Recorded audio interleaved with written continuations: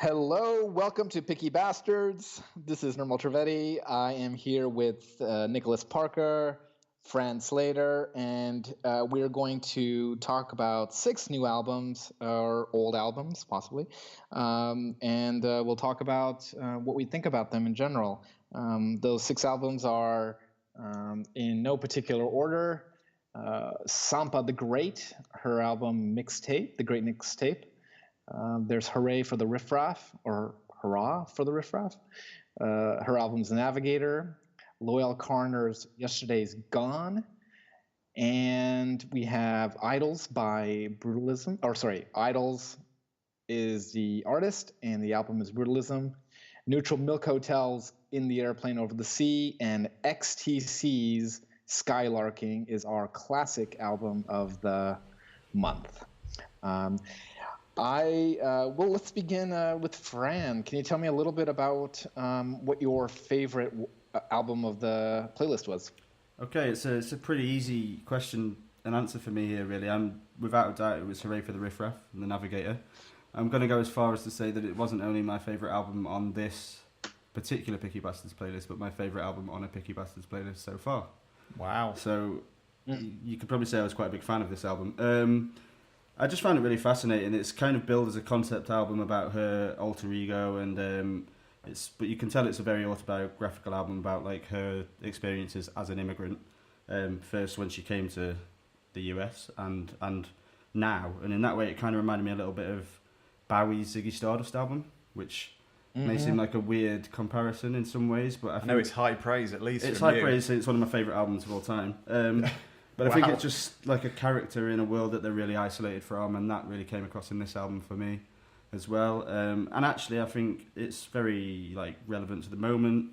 But also, I think it would have been a beautiful album without that, because it's just a load of really nice songs that flow really well together. My favourite song is Palante, which I have to say is just one of my favourite songs in a very long time. And again, it was a bit Bowie-like to me, the sort of changes in tone within the song and the switches, and also just a really interesting song, but it's all about like the pressure to assimilate for people and the importance of sort of keeping your own identity. So I think it kind of fed into a lot of the stuff we've already listened to as a group, like the Odyssey and the Solange and stuff. It was a very sort of powerful political song about something that's very relevant in the current day. So yeah, that was... Do you know what Palante means? Palante means move forward. Okay. Which I found out. I found out pretty much the first time I heard the song, because I was kind of fascinated by it straight away. But she's been I've read a few things that she said about the song where a lot of people, because it talks at the start a lot about be something, and a lot of people read it as a song about making sure you be something with your life. But she's very clear that it's actually not that. She's talking about like the pressure to be something. Like if you're an immigrant and you go and live somewhere new, then you're told you've got to do this, you've got to live this way, you've got to, and that's what the song's really about, is like trying to move away from that, which I thought was pretty fascinating. I also went to see her live very early this month, because we'd been listening to this playlist for 2 days, and I was coming back from Liverpool and saw she was playing at Gorilla, so I just rang my girlfriend and said, we're going to this gig. And we'd heard, and I say she, it is actually a band, and they're all very good, but she was incredible live. You kept that secret, you'd gone to see him. Well, yeah, I thought I'd keep it quiet this time Sneaky. since I hadn't seen you. So, But yeah, it was a fantastic gig. And yeah, that was my thoughts on that album. So I'm very keen to see what anyone else thought about it. Nirmal, you want to? I don't know. Is it me or is it Nick, you? No, go ahead. What do you think about this album? I want to draw a big distinction in this album. A sort of two sides of it, really. I thought, and I knew because Fran already told me that there was a kind of overall theme about the immigrant experience and stuff across the album, which I thought was very intriguing. And I thought it did a lot of good work in terms of talking through a lot of those themes, and I thought that was really interesting. That's conceptually how it worked and lyrically how it worked. Musically, though, I wasn't really in love with it, I've got to say. I think some of it sounded quite dated, and I think particularly, in fact, unfortunately for the album, the not the opening, because there's like a little preamble called Entrance, but the opening proper song, as it were, Living in the City, sounds quite 70s folk rock kind of, I don't know, prog rock. It just seemed very slow, and also I was very interested because I did a little bit of research on her, and it seems like she came out of, she lived in New York City and came out of a kind of punk scene and stuff, which I thought was very interesting. So I was really kind of staggered that was what she went with as an opening track on a main track on the album, as it were. And then, with the exception of some others, which I like more than that, there were a couple where it seemed like she was doing something that was even almost like country, which I thought was kind of interesting, but also, from my standpoint, just as somebody who's not a big fan of that genre, not really terribly endearing. I wasn't in love with that, you know. So I don't know, it was a difficult one for me. I mean, I don't know how I could mesh the two things together, really. The sort of musical styling, which I wasn't into, versus the conceptual frame behind it, which I was, you know. So it's a difficult one. I mean, she comes from a very the previous albums, which I've listened to because I like this one so much. If you don't like the country elements, I suggest you don't listen to the previous albums. Oh, really? This is actually, in a way, a step away from that. I mean, songs like Hungry Ghost and Rican Beach, which are more sort of, you know, I found lively, Hungry Ghost to be Hungry Ghost was a much better song than, for example, Living in the City. I felt it had a little bit more bite to it, and it felt a little bit more contemporary and a little bit more driving. But I think the Life to Save is an example of one that I just was not into. It just felt like it was drifting through a kind of rolling country kind of ballad, which I just couldn't get any traction on emotionally, you know. So Nirmal, what do you think? So when I listened to the whole playlist from beginning to end, all of our songs, I was most taken by this album, The Navigator, and was the melodies and the lyrics and her voice, and it stuck with me more than anyone else's. I kept coming back to the song Hungry Ghost, and the lyrics of how she's ready for the world, you know, I'm ready for the world, and it was really inspiring and interesting. And the more I listened to the playlist, though, I thought, along the lines of what Nick is saying, I just thought musically it wasn't as interesting as some of the other things I was listening to on the list, and I started to listen to it less. But I will say, I think of all of the albums on our list, it probably will be the one with the, exception of the Neutral Milk Hotel, which is, the most extraordinary album of the last, whatever, how many years. Giving away his very secret impressions of the album there in one line. Right. Yeah, there you go. It is probably the album, Hurray for Riff Raff, is probably the album that I'll be going back to the most, because it was just really, it was really powerful. And I think Palante is pretty inspiring and galvanizing, whatever mood you're in. It sort of picks you up. As a live song as well, it was at Gorilla, which is a small venue in Manchester, and it was just to see the whole. There was obviously a lot of people who had really, in the short time the album had been out, had really spent a lot of time with it, because it was kind of one of those moments which you don't get very often at a gig, where everyone's just like singing it together and really sort of. It was a pretty amazing moment. But I just want to touch on the sort of the idea of the less interesting sort of genre, and I think that is very much that you're not into the genre, maybe. That's Nick, true. Because it is a genre that I enjoy anyway. I'll just say that we're all fighting that, aren't we, all the time? All three of us probably have our own predilections, and it's just interesting to see if we can pull against that. And I tried to do so. I wasn't like I hated it, but I just found it was too far down that path for me some of the time. But I think for me, some of the songs like Living in the City, Life to Save, which I agree, actually, they're not as strong as the strongest songs are Palante, Rican Beach, Hungry Ghost. Nothing's Going to Change That Girl for me. But I think even the other ones, because of the idea of the story that the album's telling, again, a little bit like the Ziggy Stardust album. If you have to listen to this album as an album. You can't. It's difficult to listen to it as tracks on their own. And I think even if some of the tracks aren't as interesting musically, the album as a concept is very interesting, and they work in that concept, if you know what I mean. Like it wouldn't work about living in the city. I know what you're saying. It's not the most interesting musically, but it kind of needs to be there in this album, if you ask me, because of the story that it begins, if you know what I mean. I can see that. I can see that. And I think that still speaks to the same problem for me, which is that there's no issue with the concept behind it or the orientation of the build of the lyrics and the build of the narrative of it. There's just, for me, an issue with what the ultimate musical styling and production of that. You know, that's not the same, you know, so as the music. But yeah, anyway. Okay. So let's move on. Let's move on to. I have another question here. What was the least favorite of all of the albums? And I kind of feel like I know what it will be for everybody. Oh yeah. Well then, why don't you begin by answering the question yourself in that case? Okay. Well, I will say that. Well, no, I'm the moderator. I'm going to ask you first, Nick.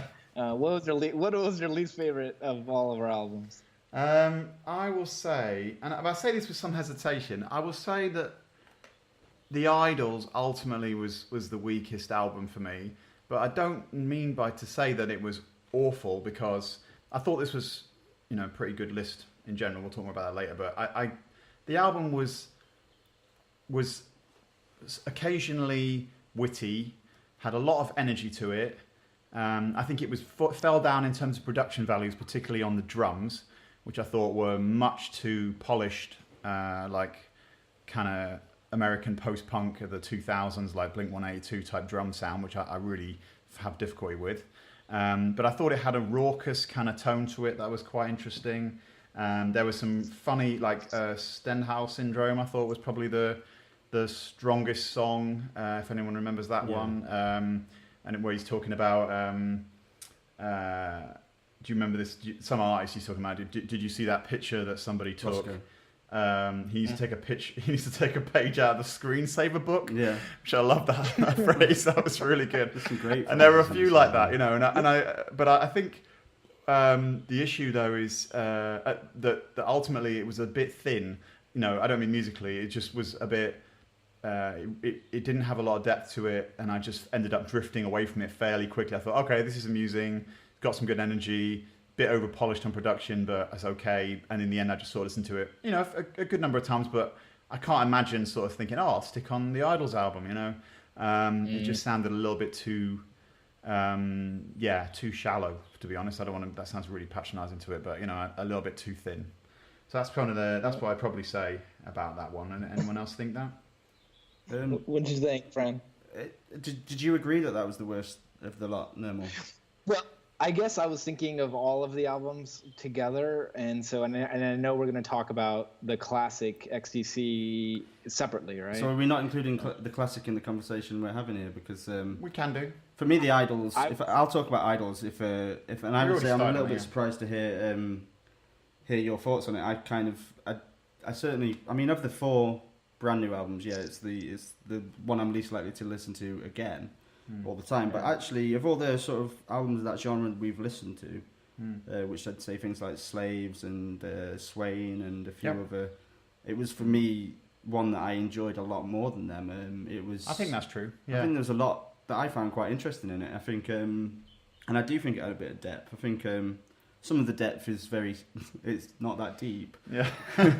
like the songs like the best way to scare a Tory is to read and get rich. Yeah. Like, okay, it's not that deep, but also I want to move into a Bovis home. Yeah. I love that line as well. No, I mean, I don't hate the album. It's just, but if you're asking me compared to these other ones, I don't think it's as strong as the others. But I found it a funny album. I found it quite interesting. I found it quite nice to listen to I think sometimes this genre, especially when they're this sort of shouty and screamy, sometimes make me think of the old like Romper Stomper movies and stuff and the skinheads type music, but they're far away from that politically. And actually, a couple of the songs I kind of loved, like the Well Done, where he goes on about Mary Berry's got a job, Tarquin's got a job, and I'm just like, what is happening here? Why is this? Mary Berry's got a degree. Do you know who Mary Berry is, Nirmal? Is that somebody in America who's... No, I have no idea. There's a terrible cooking program in England called the Great British Bake Off, and she's this like older lady who's the baker on the program. So there's no reason in the world for her to be included in this song at all. But nor the fact that she's got a degree or not. I mean, that's got absolutely nothing to do. She likes football. Reggae. Yeah. No, it's not a terrible album. I really want to defend that in that sense. It's kind of great. So much in this album. Like there was the Well Done was so funny to me, and also there was another one that I wish I remember now, but it's like. It was just ranting about how everybody's like the standards of what are considered success are just so arbitrary, and you're just going to rail against it. And I just thought it was funny to me hearing the point of view, but also funny for me to hear the protest against that point of view too. It was this. It's like, okay, then settle down and say, okay, let's move on. Especially in relation to some of the other things we've listened to and kind of facing. This like, okay. I will say that Divide and Conquer really tapped into the song. Divide and Conquer really tapped into me wanting to just like headbang a little bit. I was so driving bass and the guys just singing, he's just yelling into the mic, and it's just like these. His delivery runs. Was great. His delivery, in fact, was a lot less polished than Swain that we did a couple months ago, and I think that's what I was talking about production-wise. That his delivery was vocally was great and really kind of gravelly, but the drums were much too polished. Particularly the kick drum was just popping. It was just annoying. Yeah. See, I never noticed these things, I'll be honest. But can I just ask if anyone knows who Rachel Koo is? Because there's a song called Rachel Koo where he just, at the end, he just screams her name for like 5 minutes, and I just love it. And I don't know why he's doing it, but it's brilliant. Can I also, we were talking about Needle Drop earlier, Nick, before we started recording, and he did a review of this album. And there's the song where he talks about Uncle Noel's got cancer in his brain. And he starts talking about how Uncle Noel's got Jesus in his heart. Do you know the song I mean? No, I can't remember. So exactly. It made me. It was quite a. For me, it was an obvious sort of piss take of people who think everything's going to be fine because they've got Jesus in their heart, which kind of made me laugh and I kind of enjoyed. But I just wondered in the Needle Drop, he seemed to completely miss that and think it was an angry song about. Oh, I see. So I just found it quite interesting because I don't know if I was just picking up sarcasm that wasn't there, or if you guys. No, I think I can't remember the name of the song, but I think I remember also agreeing that it was a sarcastic it's thing. a sarcastic album, isn't it? It's a very sarcastic album because I'm a very sarcastic human. So I kind of got on with that. No, I totally agree that. The album. I think it's in a way it's a hard question to ask me. What's the worst album out of a set of albums that I generally liked? Because I think this was not a terrible album by any measure. So yeah.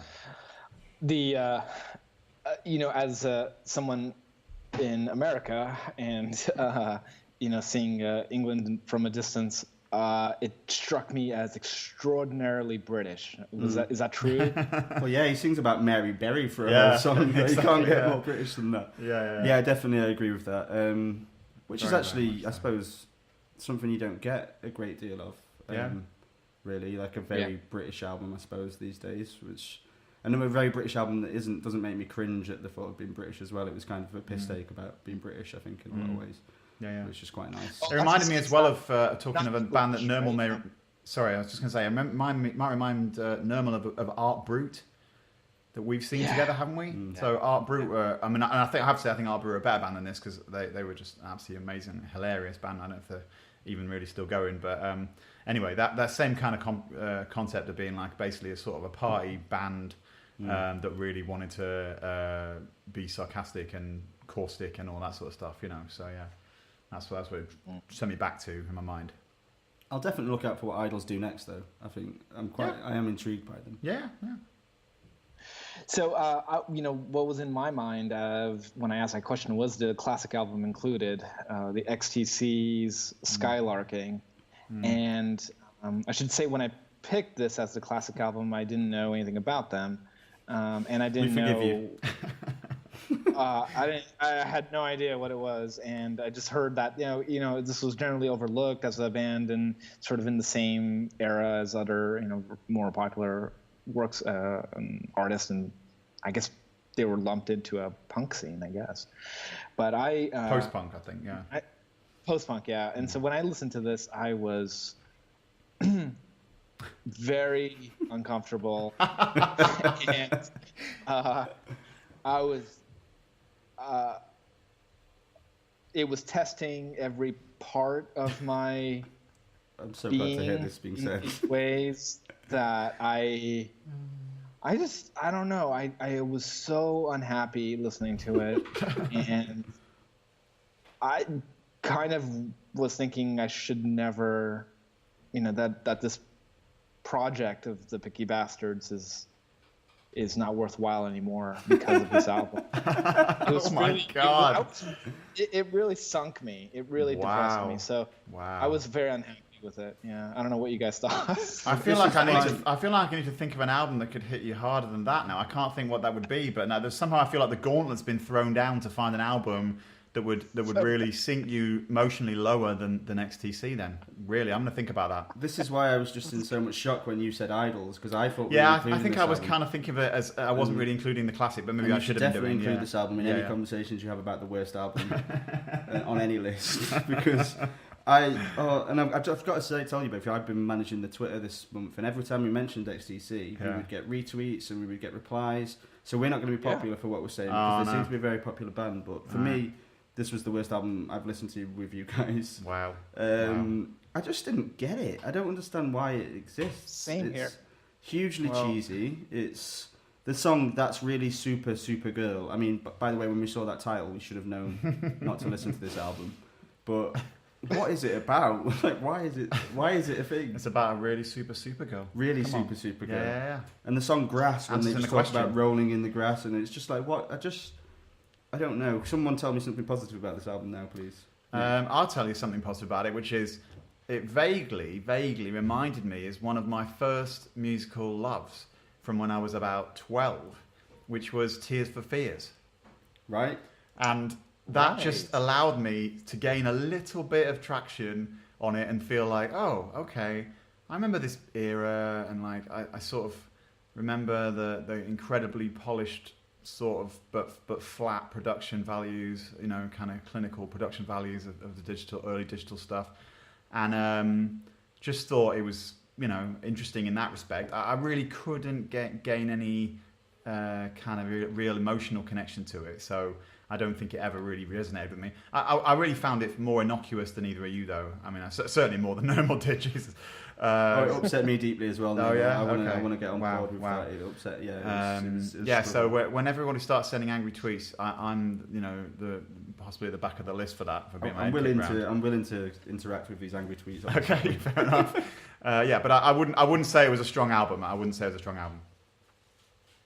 want to know, like, I especially "Dear God," is a very popular song, and people seem to really be attached to lots of XTC stuff. So I need to understand. I mean, it's kind of like helping me cross the political divide, a little bit, and reaching across the aisles and trying to figure out what it means to like. And like this lyrics, because it's lost on me. It really is. I'm just so, it's really quite beyond me. If I can be honest, I only got through to Dear God maybe twice. It was I couldn't get all that way, but it was the one song that maybe I could get a little bit of enjoyment out of, and I think that was mainly because he doesn't sing the whole thing, so there was another voice in it, and I didn't like his voice either. So I think it was just nice to have a break. I thought it was because you were so profoundly religious. Oh, it's because I'm really also yeah. That's the main thing. But yeah, I mean. No, I just don't know what to say about this album, I think. All right. Well, I feel like we've kicked on it enough now. We shouldn't possibly move on. I just want to apologise to any XTC fans that are listening. Yeah. But you kind of do, but you kind of don't. No, I don't, actually. All right. Well, let's move to either Sampa the Great or Loyle Carner. Which one do you want to take up? I will go with Sampa the Great. And the reason I'll go with it is because it was my favourite album of this slot. Oh, was it? I absolutely loved this album, and I loved it because it was so randomly playful. It was so creatively kind of loose and relaxed, and she just sort of jumped in and out of songs, in and out of timings. I mean, she was clearly very skilled, very competent, but also so confident that she was willing to take a lot of risks, musically. There are lots of songs where you're just like, how is she keeping up with the song here? You know, like where is the song in relation? Is she listening to it like separately? She just rapped, you know, like did the rap the lines separately without any backing track, and it really worked. It worked so great, and there were so many weird and wonderful moments. Even all the way to the outro song on the end there, the short little song on the end there was really, really good. There's one now. I'm going to forget the name of the song. Unfortunately, I stupidly didn't write it down. But give us a lyric. There's one about the she wants to sit under the stars and fry legumes. Yes, that's Born to Be Blue, which I also picked as my favourite. Right, yeah, that was an amazing track and just so chilled. And I think there's a tonal interest I have in it, because I think she's in this genre. When you're confident, I hear a good deal of rappers who they demonstrate their confidence by being very aggressively on the point, you know, on the beat and on the sort of measure and stuff. And she seemed so confident. She was like, "Oh, I'm just gonna throw that out the window and just do whatever I fancy," you know. So anyway, I haven't got loads more to say about it, except that I just thought it was incredibly intriguing, and I've listened to it a lot. I've listened to it more than anything else on this list. And I mean, notwithstanding the classic, which is a different category, but yeah. So there you go. I think it's interesting as well, because it's the idea that it is a mixtape, and that's kind of something that doesn't happen as much now. But in early days of hip hop, like that was what mixtape was something they'd send out as like almost a demo, where they would be more freeform with it. And I think she's taken that on majorly here. But I think also, even though it is kind of loose and a bit chaotic in a good way, it's also really, really strong. Like really, it reminded me in some ways of the Odyssey, in that it was very political, but also really playful and fun as well. Like the songs, there's the one with the Malcolm X speech at the start of it, Revolution, which is just incredible, like really, really interestingly done. And to put those 3 separate speeches to a track like she did is really, I don't know who the other 2 speeches are, by the way, but it's that's really interesting. But then there's Born to Be Blue, which is about having a barbecue, and I just felt like it was like a really good celebration of just having friends and having freedom and having like sitting around and frying legumes and eating ice cream after dark. And just I was kind of very impressed with this album. And it took, when I first heard it, I wasn't sure that I was, but the more I listened to it, really interesting voice as well, that I think might put some people off, but I found it kind of very hypnotic and like mesmerizing. So. Yeah. I loved this album too. Like probably my favorite of all of them as well. Oh, wow. It was just so wonderful, interesting, challenging, and fun and experimental. And it was very intellectual. So I think in some ways it didn't hit me emotionally like some of the other tracks, like the Hurray for the Riff Raff does. It hits me kind of more emotionally than this does. This hit me kind of more on my brain a little bit more. And I will say, like, I think the most ridiculous series lyrically and the rap was in Class Trip. And there's a sequence, I got to read it out loud. It is amazing. And I think you guys will remember this. I can't obviously rap it, but I gotta read this. This is rap it. Yeah, right. So I simmer up, get assorted, and all my dreams I dream. I sit inside as I've forgotten, like who the hell am I to see myself in summer solstice, class trip, debate, 6 realities, what you make it.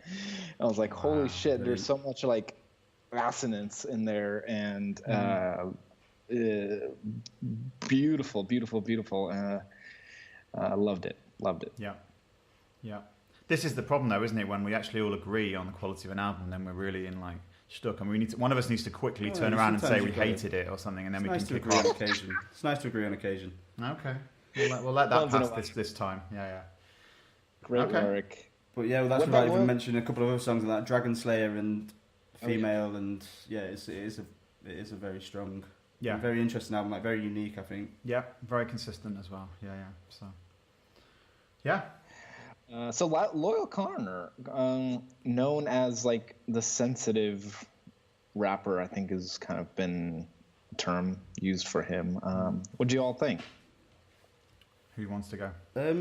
I really enjoyed this album as well. And one while I was listening to both Sampa the Great and this album, we were talking about it earlier a little bit, but I'm just doing this playlist as we have done has actually been really good for me, because I was into hip hop massively when I was a teenager, and I kind of was of the impression that hip hop had died in the last few years. But doing this and finding albums like this where actually it's not just someone, I don't think know if he mentions guns and that kind of thing, and I think it's just really nice to find that there's still really good hip hop happening. It's just maybe not as mainstream as it used to be, and I really I found him very gentle, very open, and some real honest songs that you wouldn't have heard back when I was listening to hip hop. It was all gangster rap really in those days, and I think for me Damsel 5 was my favourite song on the album. It was a song about a relationship and about a woman that he's obviously had an interesting relationship with, but it never crossed into the misogyny that hip hop kind of is sort of, rife with a lot of the time. And then there's a couple of other great songs. Ain't Nothing Changed, I love the saxophone in the background on that song. And then there's one called No CDs, which I kind of loved for nostalgic reasons. It reminded me of being, when I was a teenager, I would go out and buy just a load of hip hop CDs and then sit in my room for a week and not have any money to do anything. And I mean, it's vinyl nowadays and not hip hop as much, but it's still pretty much what I do. So I love that song in a different way. I thought it was just really interesting album, and I really liked him. I was really impressed. I would, for better or worse, I would agree as well. Actually, we're agreeing again. I know it's unfortunate. No, I mean, to me, it was very different from the Sampa the Great, but not in a. Neither one was. I think I do prefer the Sampa the Great album, but I think neither one was a bad album at all. The Loyle Carner was very intimate though, and obviously very family orientated from the very front cover onwards. It was really built around familiar relationships and stuff. I loved all that stuff about when he brings his mum in, and the stuff about the swearing, when he gets to swear and that in those little vignettes, and it's really, really nicely done. It has, I don't know if you were aware, but the Son of Gene was also, that song was built out of elements of an album that his father, who had passed away in the last few years, had actually recorded, that he discovered after he had died, and he took some samples out of it and built the beat out of that. So you really can't get much more family orientated, introspective intimacy than that, I think, in an album. And it's all the things that people have talked about. It's very delicate. But I think it does have some a little bit of swagger to it, which is nice as well. I don't think the reason I was saying that Sampa the Great is a stronger album is just because I think it sits within its difference is this delicacy and gentility, but it's not different musically as much as the Sampa the Great is. To me, this is an album that's, it's a hip hop album. It has interesting hooks and beats, and then it runs interesting lyrics over them on the beat. That's just not quite as inventive, but still, I thought No CD is one of the tracks I would have picked out as well as one of my favourites. That might be all I've got to say about it. I thought it was really good. I saw him on at least on the replay on the Six Music Festival as well. And if anyone else saw that, he was performing at the Six Music Festival in the last month in Glasgow. We'll be seeing him at Tramlines in next month. Oh, you're going to see him? Excited about Okay, Tramlines Festival, which would be good. Cool. He seemed really, really great and really genuine as well. Really, fitting with what the album sounded like. So I felt very comfortable with the idea that the persona he was presenting was something similar to his own. So yeah. I don't know if either of you heard influences all throughout all of the album. Like I shouldn't say all, but Hurray for Riff Raff, Sampa the Great, and Loyle Carner. It just felt like so many of them were in the shadow of Lauryn Hill, and beats and the hip hop and the back, the kind of combination of the rap and the R&B tones and the personal narratives and stuff. I just felt like Lauryn Hill was like throughout our playlist this time around. I mean, certainly Sampa the Great. I would definitely agree with that. Yeah. Very interesting. What did you guys think of? I think that my favorite piece of this album of the Loyle Carner was the piece of poetry that was in there, plus 44. when he's just talking about the text to this girl. I really enjoyed listening to that and hearing how love in the age of texting and the internet, it was really nice. That was the first thing that grabbed me about the album. It was the first thing that really got my attention when I was just listening to it on the whole playlist on the bus, and then kind of that made me sit up and pay a bit more attention to this album actually than I had been doing. So I think it's very, it just shows that little bit of an edge he's got over some of the people in there doing similar stuff to him, and why he's probably getting quite a bit of hype at the moment, because I think he's just got that little thing about him that's very different and interesting. And it takes a lot to be to have the confidence to be introspective like that, I think, and it's something you saw on, say, Pimp a Butterfly. There's an awful lot of Kendrick Lamar's stuff about his depression and tough times, things like that. And this was, in that sense, not many similarities apart from that, but that was a similarity. I think that this album was willing to talk about very personal things and very intimate things without steering away from them, without shying away from them. What about this line? A sugar-soaked sentiment for skeptics. Oh, yeah, I love it. Love it. That's great. Which track was that off? Do you know what that was off? That's the same, the +44. Oh, is it? Right, yeah. Okay. Yeah. Great. A sugar-soaked sentiment for skeptics, then start to giggle as the ridicule reflects this. Oh, wow. Just so nice. That's love great. It. Yeah. Love it. Yeah, we're clearly going to have more disagreements next time. Too much agreeing, guys. This is not working. Okay. All right, so shall we move to Neutral Milk? Yep. Yeah, I think we should. All right, so this is one of my not only kind of like favorite pieces of music, but it's wrapped up in a whole lot of memories and personal experiences. So the first time I heard this music was actually long before I had ever heard the album, and I was living in India, studying with a bunch of Americans traveling abroad, and one of them was a musician, or two of them musicians who knew Neutral Milk quite well in terms of the music, and he had his guitar with him, and he would just he just run the album all the way through on his guitar and played it and sang it, and he and his friend were both musicians, and they would just sing it with the guitar and a bucket turned upside down that's a drum. Nice.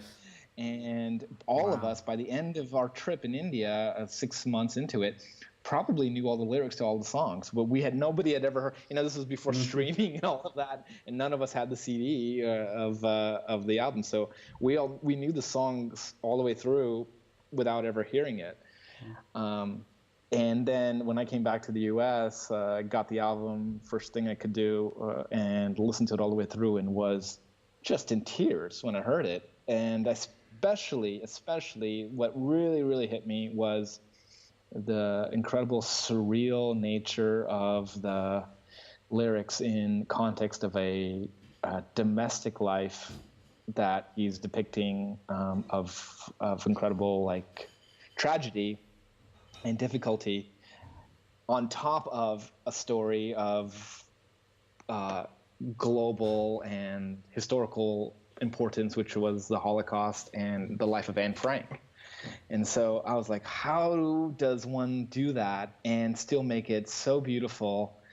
And the one piece that really has always stuck with me about this album is the use of the saw in the Airplane Over the Sea, and the line where he says, "How strange it is to be anything at all," with the saw coming in the background. It makes me cry almost every time I hear it, and I've heard it hundreds and hundreds of times now. And so the Neutral Milk Hotel has a very, very loyal, strong cult following. And they're based out of Athens, Georgia, and he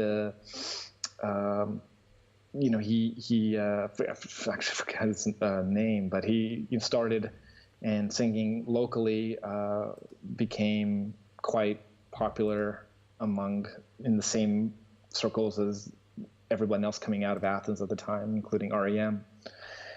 And then made 2 albums, and then kind of disappeared off the face of the earth, you know. And his name is Jeff Magnum, by the way. We just caught up with Jeff that. So yeah, Mangum. Sorry. Yeah. And he traveled through Central Europe, playing some music, but he kind of just disappeared. He really just sort of disappeared. Didn't really make any music. And then only recently, within the last couple of years, went back on tour with Neutral Milk Hotel selling out everywhere he went. And did you see them? Rabid fame. I saw them. Yeah, I saw them when they came. I saw them in Manchester as well. Actually, I saw them at the Albert Hall in Manchester in 2014 or something. Yeah. Yeah. Yep. Yeah. So that's I just find everything about them incredibly moving. So I think you raise it's a fantastic story of how you came to know the album, and I think it actually sums up one of the best things about the album as well, actually, in an interesting way, which is the album is actually, I think lyrically it's very profound, but musically it's actually not that complicated an album. You know, the idea that some 20-something could have learnt the entire album and just play it from start to finish is not inconceivable, you know. So just on acoustic guitar, because, you know, in fact I know that people have in past criticised the band for being too sort of simple in using major chords and that kind of thing, but I think that really is to its credit that it can do something so affecting and powerful that's so sort of straight down the line as well, in a way, you know. It's real remarkable achievement. So for you to have come to it that way, which, I mean, God, I wish I'd ever had an album that was such a cool experience as what you just described with an album. To learn about it from in a foreign place when you couldn't even hear it from somebody performing it live to you endlessly is incredible. Yeah, right. Jeez. So that's an amazing thing. But I think it also does fit very well with what one of the things Neutral Milk does best, you know. So for me, there's not loads of things to say. I think they introduced some really good instrumentation. I don't want to make out it's like really, really simple. I mean, it has like the saw stuff, it has like the bagpipe stuff, and that, you know, it's got bagpipes in it, yeah, which is not a simple instrument, is it? So you've got to give him credit for that. I'm guessing that your friend wasn't playing the bagpipes when he introduced the album to you. That was surprising. Here. Not many bagpipes in India. Yeah, you missed that element, unfortunately. Yeah, so yeah, and then I would say my favorite track on the album is "Oh Comely." I think it's so. And the vocal performance in that song and across the board is often staggering, to the point where actually I think the engineers couldn't really handle it. There's several moments where it actually blows out on the mic and just distorts a little bit on the mic, because when he wants to throw his voice at it, can really, really hit it hard, you know. So I think that's really interesting and really really powerful. So.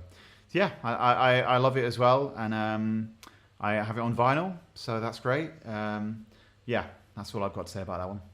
So I'll say, obviously, Nirmal, you've just told us how much you adore this album. I know, Nick, you already were very familiar with it as well. I'd never heard this album until you put this on this playlist, Nirmal, and I know that I love it. I can tell already that I love it, but a bit like I said about Bjork's Biophilia last week, I still don't know if I've fully got underneath its skin yet, if you know what I mean. I think I love listening to it, and I actually listened to it a lot, and then I feel like I'm missing a meaning somewhere. I feel like there's, with a lot of them having sort of King of Carrot Flowers Part 1 and then Part 2 and 3, and then there's Two-Headed Boy's got 2 parts. There's obviously this song, this is meant to be a big linkage in the album. And interestingly, you mentioned Anne Frank, and I googled this album sort of 2-3 days ago, just because I wanted to get a bit more context, and there was a lot of people talking about Anne Frank, and I think once I heard about that, I listened again, and I can really feel that in Holland 1945 and in "Oh Comely," which are my 2 favourite songs on the album. But yeah, I feel like it's another album that I'm going to still be unpicking for a long time, but I certainly, more than the Bjork, I will carry on to listen to this album a lot. It is kind of fascinating, and it was quite interesting to hear Nick say that it's quite a simple album, because in some ways, because that's not something I would have picked up on at all. It feels quite complex to me, and I think that's why I feel like I'm still not fully. Yeah, I mean, there's a lot of instrumentation and there's a lot of vocal moves, and obviously lyrically it's extremely complex. But I just mean that on a guitar, and I assume the way you heard it, Nirmal, it's played in a lot of big chords. You know, a lot of three chord moves and stuff. You know, it's not like they're not shredding it solos, are they? So you know, but I think I'm definitely glad that I was introduced to this album, and I'm going to definitely listen to it more. But it's interesting to get a bit more context. What about this? Can I ask you about their other albums? If would they as good? There's only one other album. One other album. There's really only one other album on Avery Island, and it's also really good. It's quite different. It feels a lot more distorted, and the sounds are a lot more distorted. It's a lot louder in a way, but it's got the same kind of feeling of this very personal storytelling. And in the relationship of, coming of age and becoming an adult and kind of being bewildered by the world, really. Like, I don't know, it's like entering this world and I don't know what to make of it. And the only way I'm going to make sense of it is by creating these completely fantastical, surreal objects and play with them. So that kind of comes through in Avery Island too, but nothing at the scale, sort of epic scale, I think, in the Airplane Over the Sea is doing. So. Yeah, I mean, it's such a profound achievement to do that kind of concept album across, weave it together so well that I found on Avery Island to be, fine, but I'm not I don't jump to listen to it a lot. It's not the same. Definitely not the same. Yeah. So cool. Well, I'm glad it was a new experience for Fran too, and to be able to talk about it like this is the first time I've really been able to talk about it in this manner, and I hope at some point they do come back and do another set of live shows, because they'll sell out again very quickly, and everybody who goes to those shows seems to know all the lyrics, so it's kind of an amazing experience. So let's talk about the next round. What we're planning on doing. Okay. So we're going to be focusing on a Green Man Festival next time, because I'm going to Green Man in August. So we thought it'd be nice to do a festival themed edition. I am going to be picking out. We're all going to pick out artists from the playlist. I'm going to be picking out Julia Jacqueline and her albums "Don't Let the Kids Win," and Timber Tomba, and their album is "Sincerely Future Pollution." And I will be taking over sort of moderating like you were doing this time, Nirmal. So I'll be introducing one of the headliners for the set, PJ Harvey, with a playlist rather than a specific album. So I'll go through and build that playlist in the Spotify list we have for Picky Bastards. And then I'll also be doing Live to Experience, the Texas Jerusalem Crossroads, as another one, kind of a classic album from which I'm not familiar with, but is been around for a while. All right, and my two albums are Bad Bad Not Goods 4 and Anna Meredith's Varmints. And our classic album is going to be... No, I've mentioned that one. That's Live to Experience, the Texas Jerusalem Crossroads. There we go. Yeah. Sorry. So we got that covered. No, it's fine. No problem. So I should listen. That's all right, no worries. So and obviously as usual, with the exception of the PJ Harvey one that I'll be introducing to the two of you, the other albums none of us know up to now. So it's going to be all fresh stuff for us when we meet next month. That's right. Okay. All right. Well, thank you for listening, if you're listening, and if you got this far, send us a tweet at Picky Bastards. Yep, at Picky Bastards. Capital P, capital B. Nice. All right. Yeah, if anyone's got any opinions on the albums we've talked about, particularly anyone who knows more about Neutral Milk Hotel, I'd be fascinated, or anyone who wants to defend XTC, come at us. Oh, wow, what are you doing? What are you doing? All right, okay, that's great. We'll on that point, we'll say goodbye, shall we? All right, bye.